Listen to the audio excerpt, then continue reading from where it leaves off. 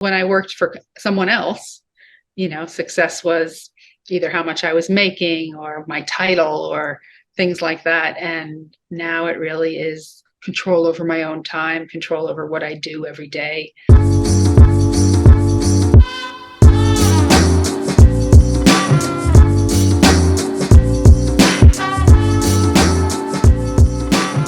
Hey everybody, my name is Tom LaFaso. This is the Follow the Winners podcast. Today I'm here with Beth Granger. We're going to be talking about Follow the Winners, success, and everything in between. I'm super excited. I've met Beth through one of my networking groups that I've just recently joined, and a lot of people said some great things about her. So I have Beth with me today. Please, Beth, introduce yourself. Sure. Well, I've been a member of that networking group for almost 13 years now, and I still feel like a newcomer. I'm a trainer, consultant, and speaker on the topic of unleashing the power of LinkedIn and networking. And I work with organizations and individuals to take them from confused to confident in their LinkedIn and networking behavior. That's cool. How long have you been doing that? It'll be 13 years. So I came to LinkedIn thinking I was looking for a new job, and not LinkedIn, to the networking group that we're in. Thinking I was looking for a new job, and this amazing group of people knew I was starting a business before I did. Wow. That's really cool. Yeah. And it was all based on LinkedIn? Not initially. So I started my business without a business plan. So it was kind of like freelancing and just doing projects in all areas related to my experience. So website project management, social media strategy. And then one of my clients said, our sales team's coming in next month. Can you teach them how to use LinkedIn? It led me down this path. Wow. What'd you do before that? So to make a long history into a short sentence, I started as a graphic designer, and then worked at some agencies. And when I left corporate life, I was the head of online marketing and design. So that was strategy for website, corporate identity and branding, creative services, trade show, all sorts of random communications types of roles. Yeah. Did you like that? I loved it. Yeah, that's cool. I grew up with my grandfather owning a graphic design company like my whole life, started from nothing. Yeah. And Cool. yeah, I always thought you had to be really good at drawing in order to be a graphic designer, but like in today's world, you don't need to be, which is kind of nice, maybe when he started out, probably, Yeah. But yeah, I mean, stuff like that I think is interesting, and it's always been something that's always caught my eye in a sense, marketing and graphic design work. All right, so I mean, just to get into like that's just a a small synopsis, I guess, of who you are. So to kind of just like jump into things, I'm gonna ask you more about your business and so on, so we'll get into that. But the first like legitimate question is, what does like success mean to you? So if you have your own personal definition of success, what is it? Yeah. It's interesting. I think it's changed over the years, but for me, success is control over my own destiny. That's a pretty good one. Yep. Yeah, I would say I'm right there with you. I was just going to ask, like, how has it changed over the years? Well, when I worked for someone else, success was either how much I was making or my title or things like that. And now it really is control over my own time, control over what I do every day. And I love it. Yeah, no, I understand that. I probably wouldn't want to give up what I have like ever. Someone actually said to me recently, because I've worked for myself, I'll never work for anybody else again. And I was just like, I believe that. Yeah. Yeah. I know people who have gone from having their own business to working for a company, and it certainly was quite a transition for them. Yeah. No, I mean, it's very nice to be able to create your own schedule. And I mean, it's funny when people say that, though, because creating my own schedule, it's like to an extent I create my own schedule. It's like, when I have a client, it's like, I need you here this day. I'm not going to say no, it's like, just like showing up to any job. Exactly. But it is really nice to be able to like say when you want to do things and how you want to go about them and be able to make those decisions. So I would say that's a great answer as far as success, because it seems to be that money isn't the topic for when I ask this question so far. Um, and maybe for you at one point in your life, it was money at some point, but I'm sure that probably changed. I mean, we all want to be paid well, but um, part of that is in my control too. I decide what I charge for things, and True. I get to decide who I work with, who I don't work with. Yeah. And that is probably one of the nicest things too, who you want to work with, because there has been situations that you're just like, yeah, I wouldn't work with this person if they paid me triple what I'm asking, Exactly. That's funny. Okay, so cool. To understand just like your definition of success, now going back into your business, and then this is like a two-part question. So tell me about your business, like what you do on an everyday and like how you help out clients. And then like what makes you like want to keep doing your business? What makes you like want to wake up in the morning and achieve these things? Let's see. Well, every day is different, which is part of what I like about it. So I work with both individuals and teams, and I have different types of product offerings. So sometimes it's like being a personal trainer at the gym, but for someone's LinkedIn behavior, where I'm coaching them one-to-one in an ongoing way. Sometimes it's just being brought in to do a talk at an event or a sales meeting. Sometimes it's helping somebody with just their profile or a group program that's more of a maintenance plan for people who've already worked with me. And I've added some additional things just recently. One of them is I'm something called an exactly what to say certified guide. And that is taking the work of a really brilliant guy named Phil M. Jones, and I can bring it to my clients in any way I like, as part of what I'm already doing, as a separate workshop or coaching. And it's really, I enjoy it. That is nice. Yeah. And what was the second part of that question? The second part of that question is like what makes the question itself is what makes you tick. So basically the same question, like what makes you wake up and want to do this? It's a great question. I don't know if I know. I mean, one thing that is constant with me, if every day was the same, I would be bored. And I need to constantly be learning and doing new things. And having my own business allows me to do that. So if I get interested in something, I can add that to what I do. Or if I have an idea, I can experiment. If I say tomorrow, if I wake up and say, I wonder what it'd be like to have a group program that met 3 times a month, and whatever it is, I can just put it out into the world and see if it works. Yeah.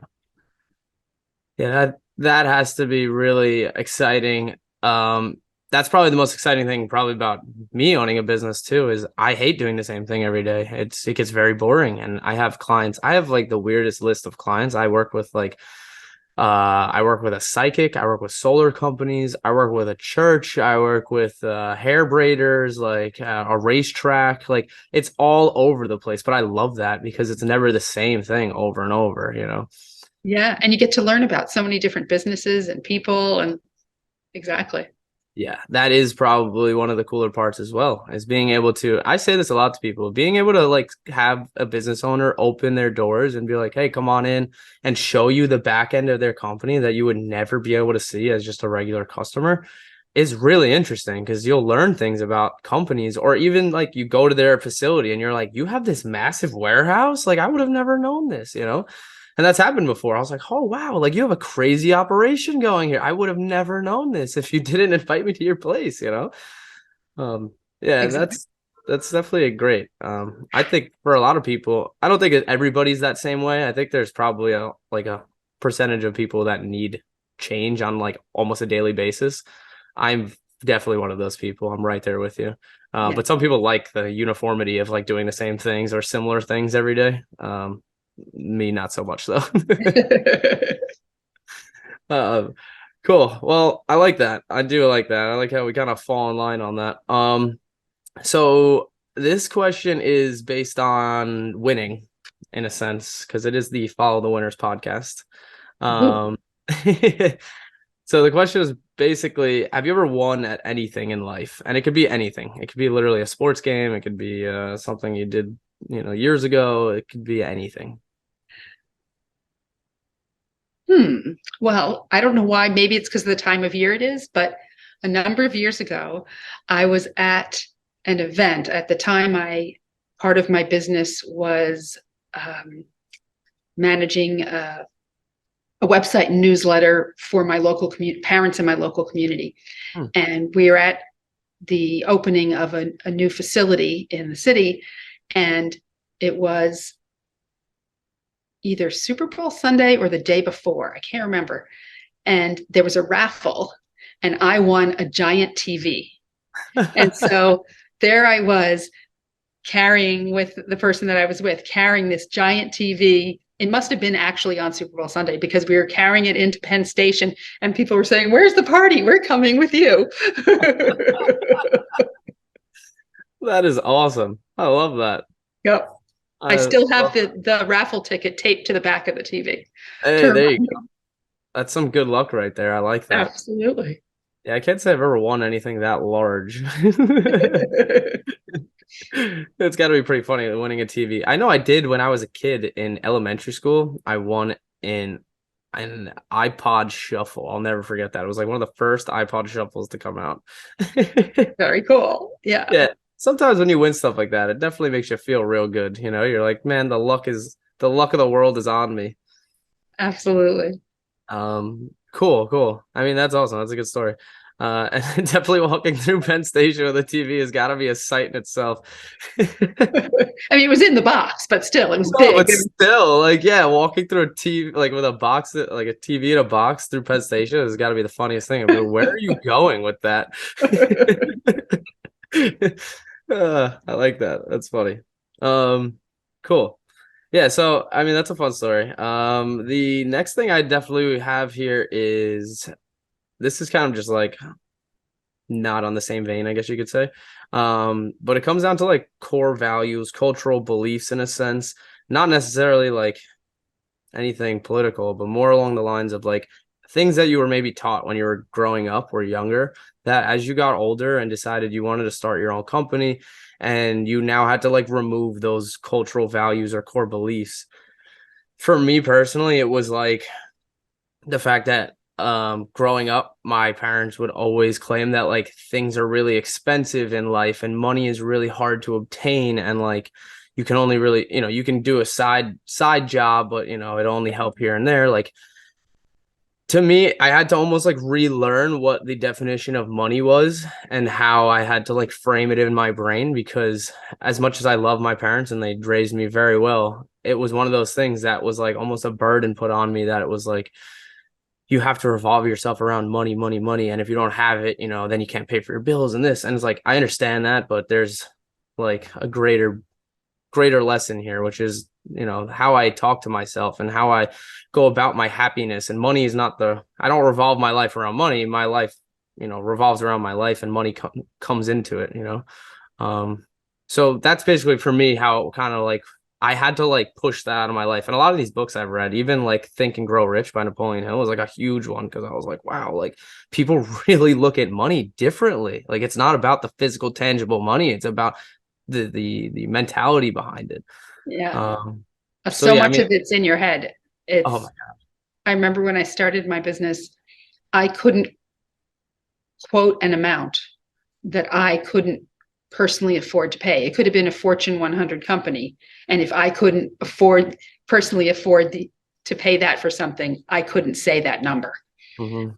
Obviously, I got over that.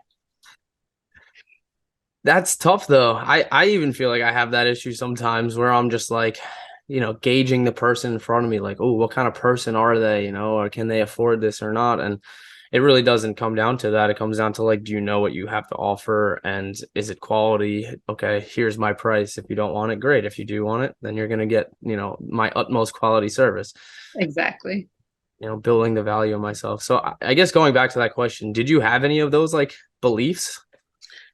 Not consciously. Certainly, I know that there was a little bit of an entrepreneurial seed in my family, because my father, although he was born or lived through the Depression, and so there were things that went along with that related to money, ended up starting his own business. Mm. I forget how old I was, but he had worked for a company, and that company I think wasn't doing so well, and he and one other guy left and started their own business. So Cool. um, That's got to be scary.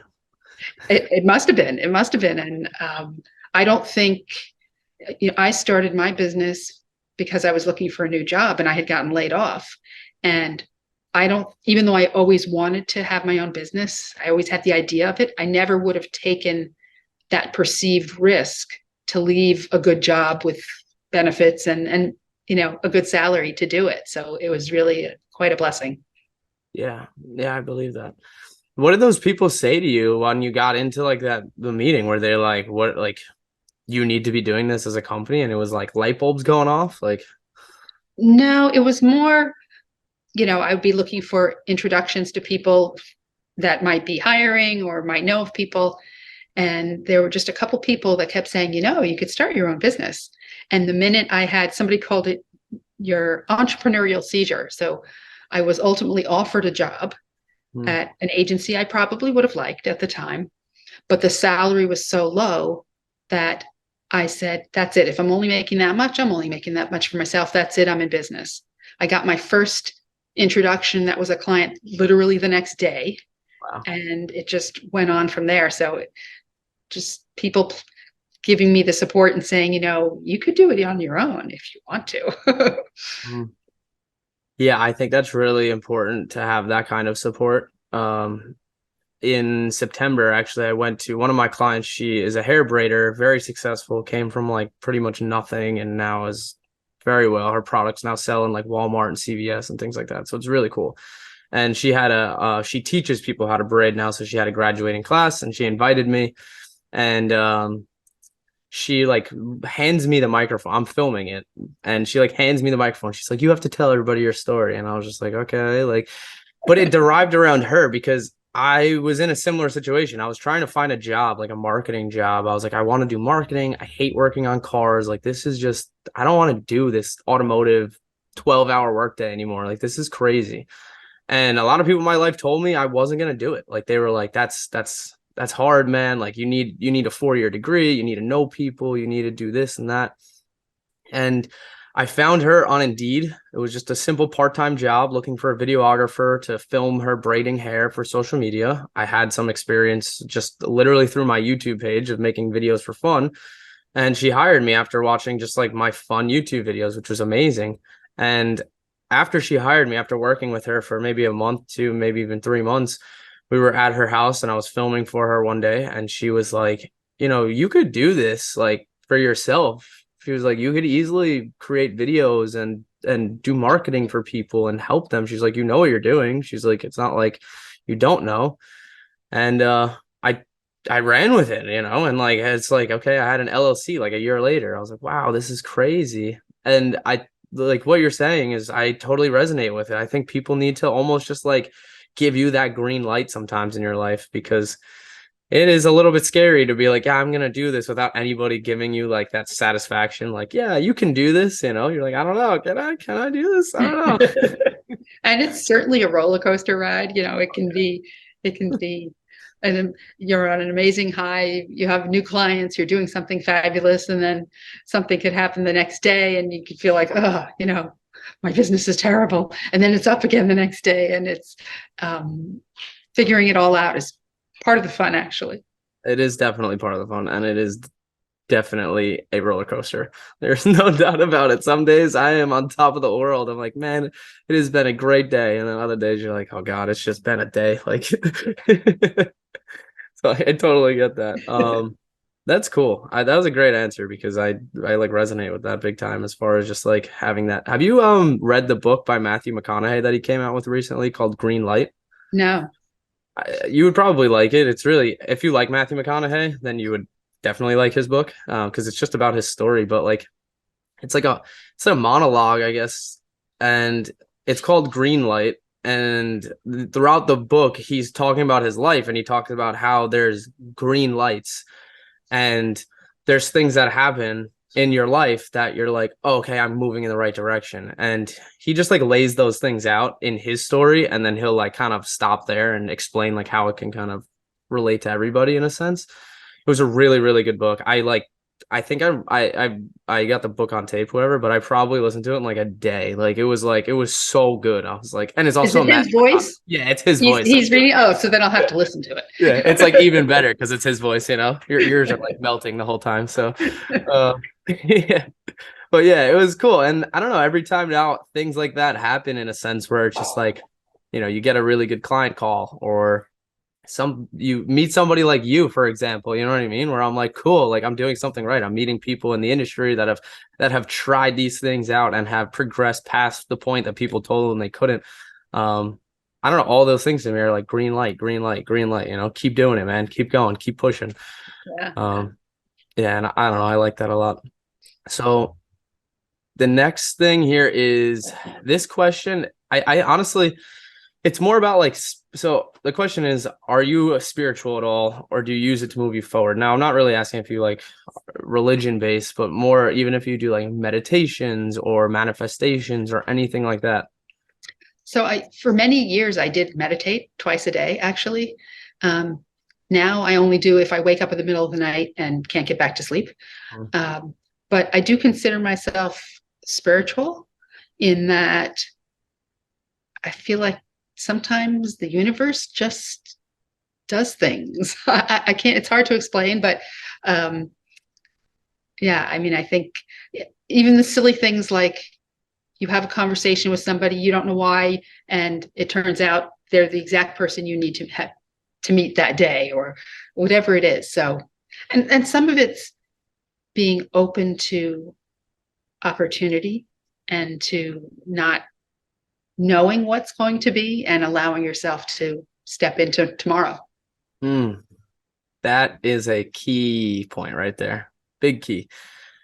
I actually said something like that recently to a bunch of my friends that were single, because they were like talking to me about their struggle and finding, their next girlfriend and dating and this and that. And I was like, listen, I could sound crazy saying this. I was like, but my current girlfriend, I was like, I believe I manifested her into my life.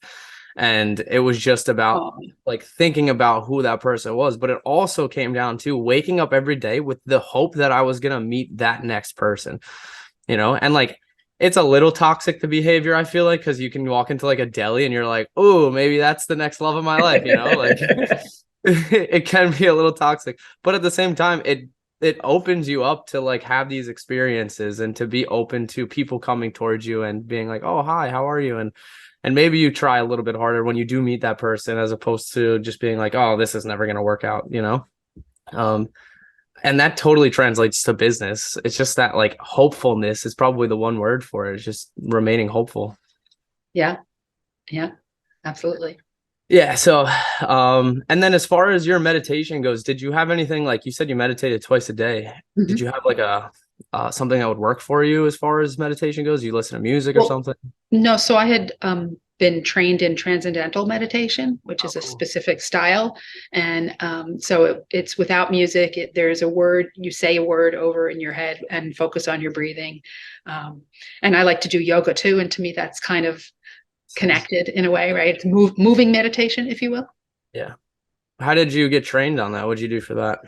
So it was so long ago. I think it was when my father was still alive, and he and my stepmother were doing it, and they brought me to wherever it is that they learned it. And yeah, I enjoyed it. No, I mean, so I've done a lot of meditating over the past 2-3 years, I would say at this point. I never like trained for it. I just go on YouTube and I'll just like guided meditations and things like that. And I actually meditated for like 120 days straight every single night before I went to bed. And like I watched my life actually like progressively change. Wow. I've definitely slowed down a lot since, which I kind of like don't like, but I like put some headphones in before I go to sleep, and just like sometimes you wake up in the middle of the night like still hearing the meditation, like, oh God, what's going on? But I really think it works. I don't know. I don't have like a definition or like a factual evidence to be like, yeah, this totally works. But that's why I'm asking this question to people, because I think it is something that absolutely works. I think enough people talk about it where it's like, okay, maybe it is important to get quiet with yourself. And like you said, do some breathing, maybe even pick a strong word to like really keep going over and over ahead in your brain. Um, it's same thing as like those affirmations. I've even listened to those before where they're just like, you are wealthy, you are healthy. And it's just like over and over. But I mean, you literally listen to that for like 10 minutes of somebody saying the same three words over and over. Like you really start to feel it. So that is pretty cool. I guess kind of moving to like a similar question, but on the opposite end of it. What does fear mean to you? And do you use it at all? Like, can you fight it, or do you like try and use your inertia to push you forward? There's a saying I really like, and I don't know who said it, but it's something like, I may not be able to get rid of the butterflies in my stomach, but I'm going to teach them to fly in formation. So it's acknowledging fear, but acting anyway. And that's how I look at it, because I think,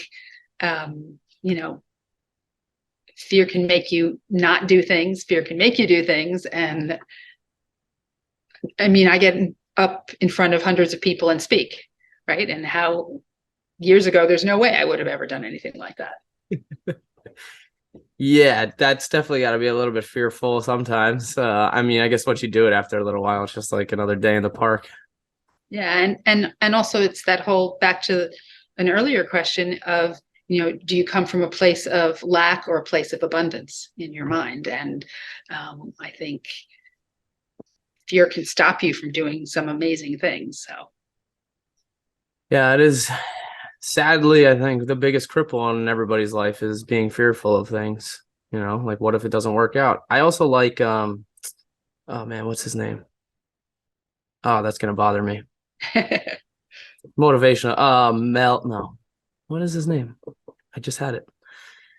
Oh, it's gonna bother me. I forget. But basically, it's a motivational speaker. That's gonna really bother me. That he always says there's the two types of fear: the fear of it not working and the fear of it working out. And it took me like probably more recently than ever, maybe over the past 6 months, to actually realize what that meant, the fear of working out, because I was like, who has the fear of like someone handing you like $1 million business or something like that? Or like that, why would that be fearful? Like who's scared of that? But then I've put myself in situations now where people are like, oh, can you do this for me? And I'm just like, oh, I mean, I guess, but then I'd have to figure it out. And there's like a lot of figuring out that I'd have to do. But like, yeah, I guess I get like, you're not 100% sure. You're really scared at that point. But if it works out, you're like, wow, this will be amazing. So for me, that's been like, that aspect of fear has been like, wow, what if it does work out? And that kind of allows me to just like throw it out the window. Like, yeah, you know what? Just go for it. Just go for it. yeah, exactly. Um, even at like the ABA meetings and things like that I go to, like I meet people now and I tell them that I'm in like a networking group, and I just, you walk up to random people you've never met before. Hey, how are you? It's nice to meet you. What do you do for a living? And some people I talk to, like, I can never do that. I can never do that. I'm sure you hear that a lot too. Yeah, and I mean, I'm so lucky that ABA, which is American Business Associates, for people who are listening and haven't heard of it, it was really my first experience with networking, and I'm really glad that it was, because if I had gone to something where it's people pushing their card into your face and expecting a referral and they don't even know you yet, I would have run scream. I never would have returned. And instead, I've built lifelong relationships and my business as well. Yeah. Yeah. Sadly, that is kind of part of it in this networking realm, but it's nice that I'm meeting people that are like, I don't do that old, weird, traditional way of networking. We kind of have this nice where we share ideas and talk on like a human to human level, not just like business, like, yeah, Exactly. like I can take, I would much rather someone give me a really good piece of information than give me a one-time client or even a client that lasts for years, because like sometimes that information could be worth way more than just one client. Yeah. And I've already gotten that so far, from people, which is amazing. And that's what I think people in each of the groups realize, that it's not transactional, meaning I might have a referral for you, you might not have one for me, but you're going to invite me to an event that you're at, or you're going to invite me on your podcast, or you're going to give me some information. So it's that there are many ways to help each other, and that all the wonderful behavior that happens lifts everybody up.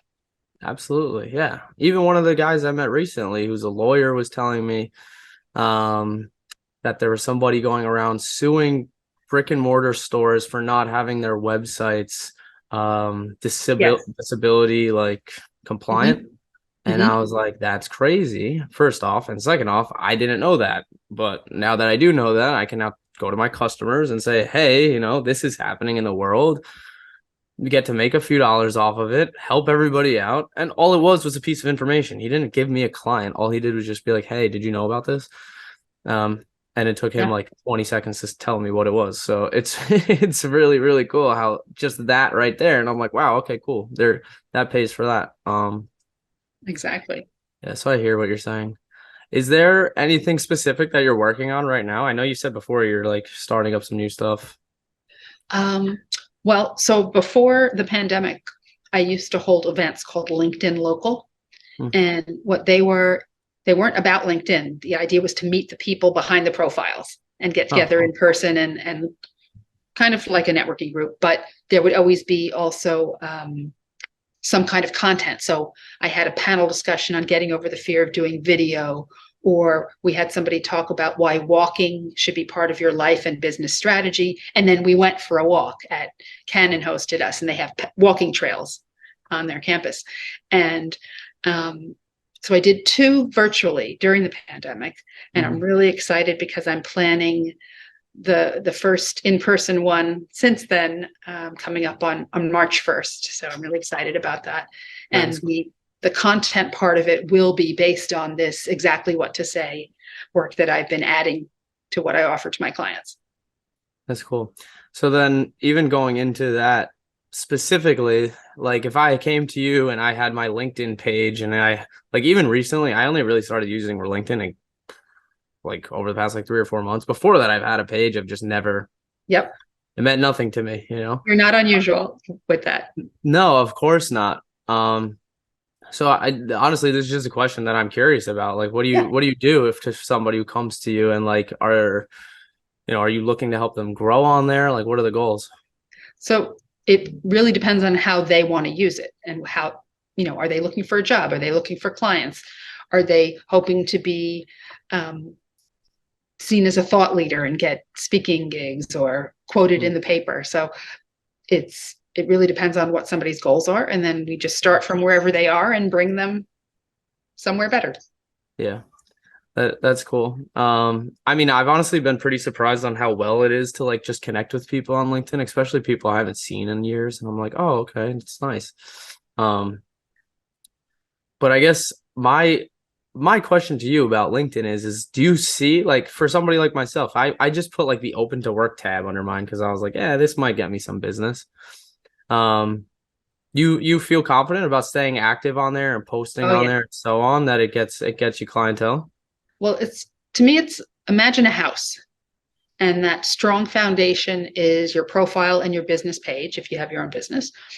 Then on top of that is the networking, connecting, engaging conversations part of it.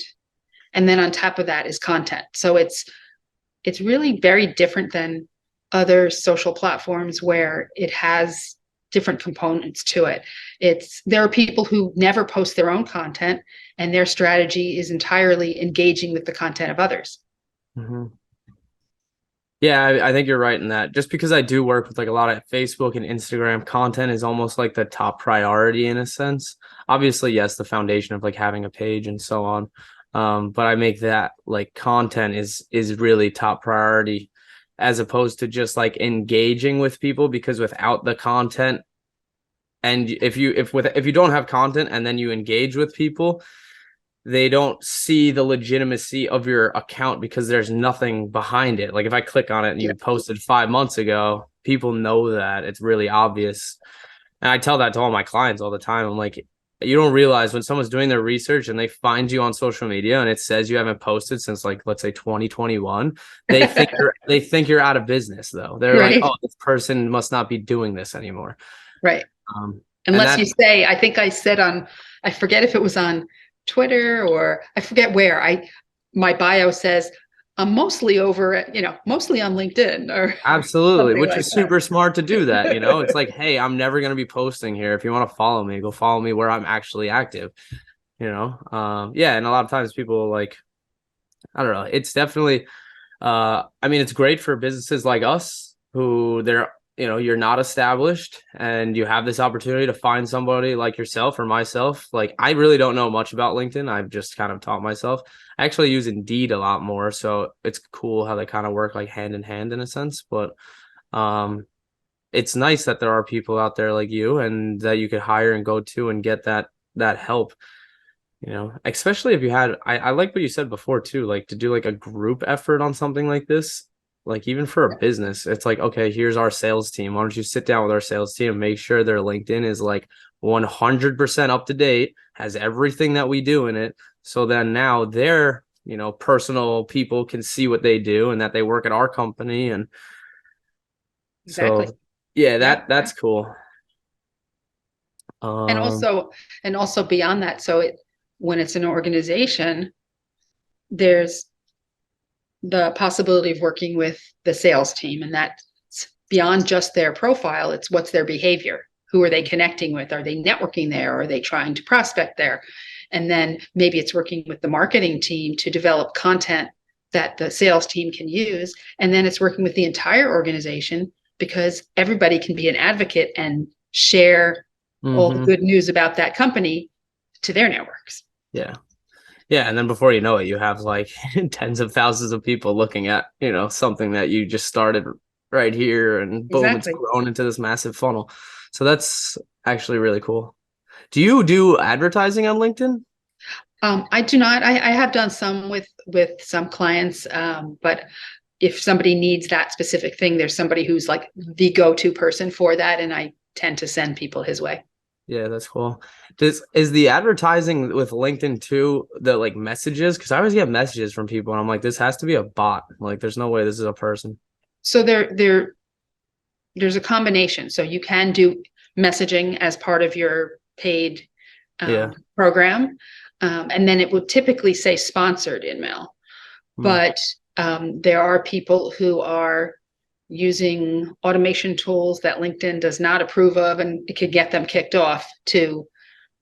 And typically they're not behaving in a way that anybody would want to engage with them. So I don't know why they do it, but yeah. Yeah, no, I agree with you. When you get those like super spammy messages, you're like, who would answer this? I know. I don't understand that. It happens. I mean, it happens on all social media platforms, literally all of them. Yes. Facebook, Instagram. Instagram's really bad with the the messenger. I'll be getting messages from people like, Yep. do you want to be a brand ambassador of our jewelry company? They're Yep. like, Yep. buy our jewelry though. You're like, how does that make me a brand ambassador if I gotta buy your jewelry? Yeah, it's pretty funny. You're right.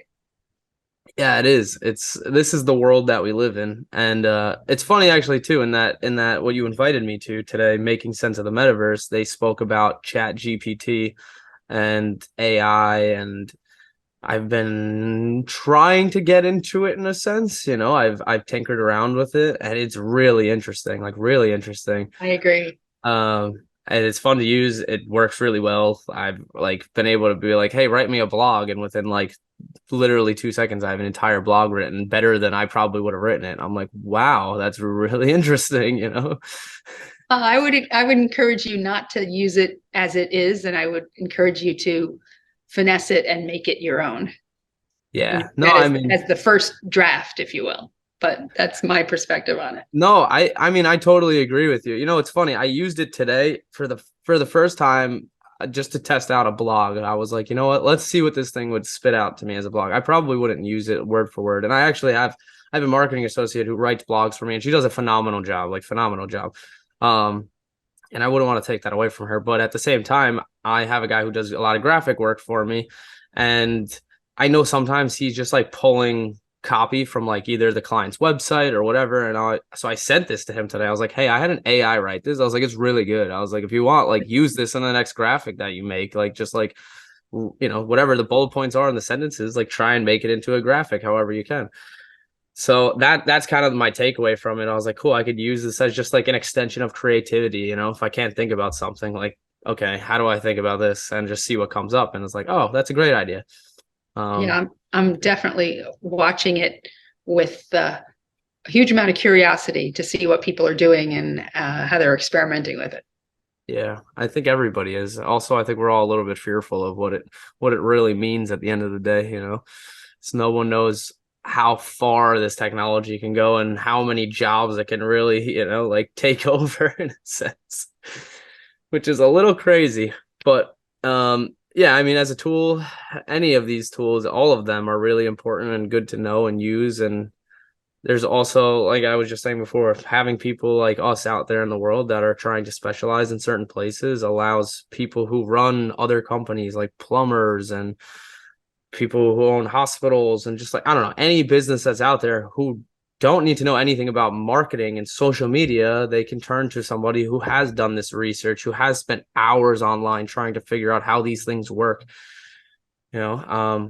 And that's what makes me passionate about it. And it's nice when you meet people, especially clientele, when they respect that and they know that and they go, okay, yeah, you know what you're talking about. Here's some money. You deserve this, like, thank you.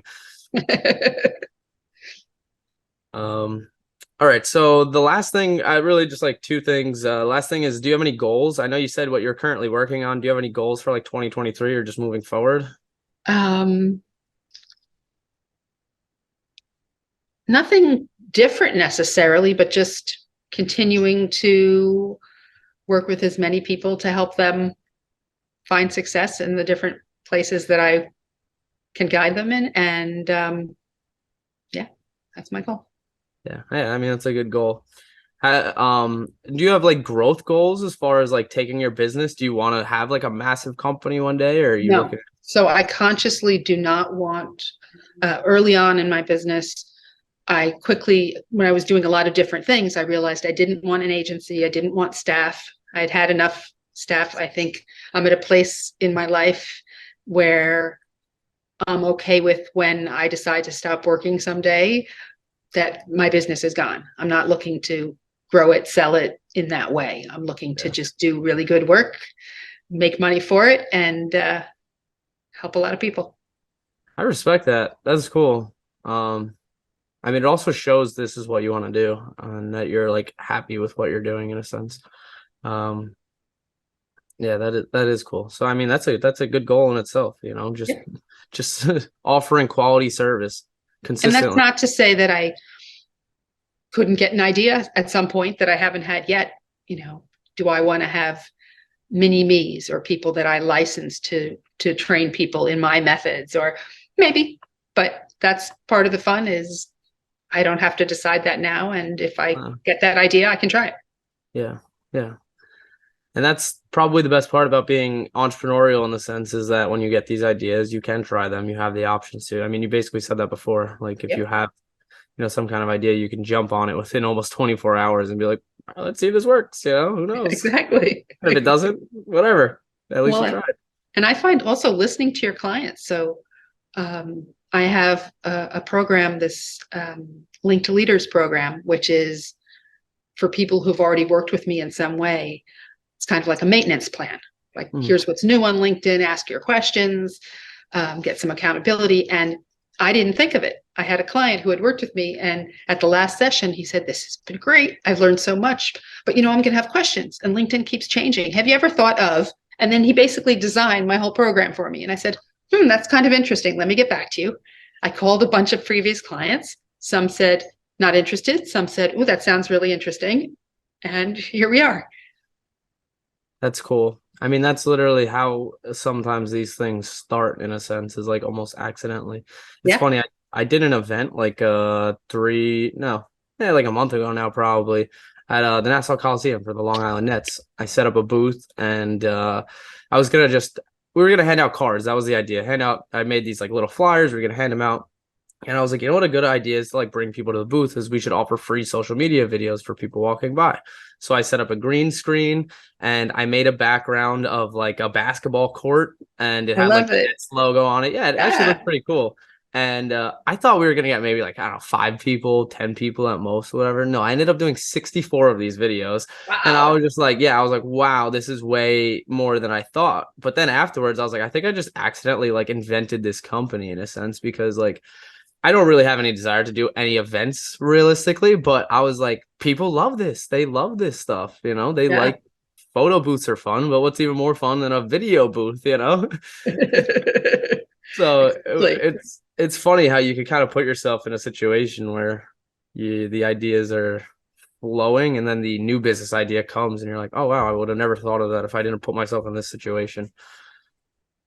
So cool. I mean, you have a lot of good stuff. I'm like really impressed, and Thank that's you. awesome how you have this whole business for the past 12 years, you said, right? Like Yeah, almost using 13. LinkedIn. Yeah, like helping people using LinkedIn and growing this.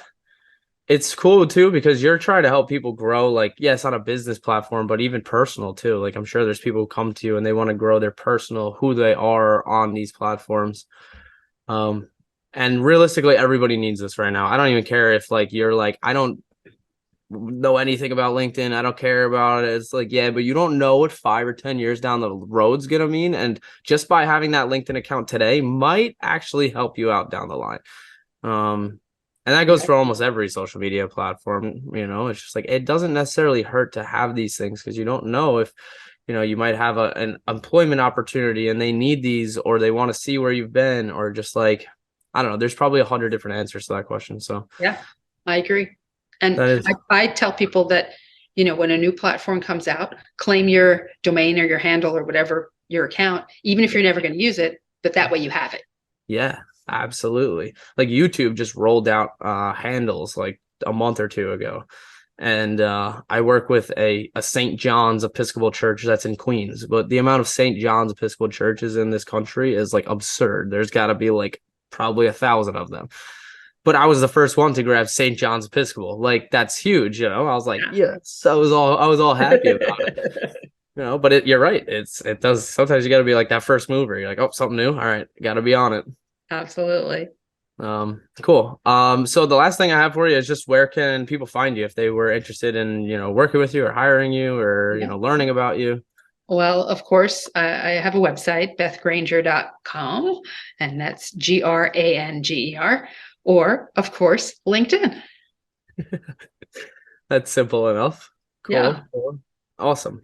Yeah, so I mean, it's definitely that's pretty much it as far as questions I have. This has been awesome getting to So kind much of like fun. ask you these questions again. Like I'm doing this because I want to know what everybody thinks about success. So far the answers have not really been the way I kind of thought they would be. Like I really thought people would have more of a financial outlook on success, and most people I talk to are like, no, it's not really about finances at all for me. It's like kind of what you're saying, happiness and like being able to choose what you want to do in life. um and it's awesome because I want everybody to understand that. Anybody who watches this, especially the people that I like love dearly, like I want them to be able to watch these and hopefully they do and be like, oh, yeah, maybe I shouldn't be doing this, maybe I should go try that thing that I've always been wanting to try. Yeah. So I really appreciate this. Thank you. Oh, thanks for inviting me.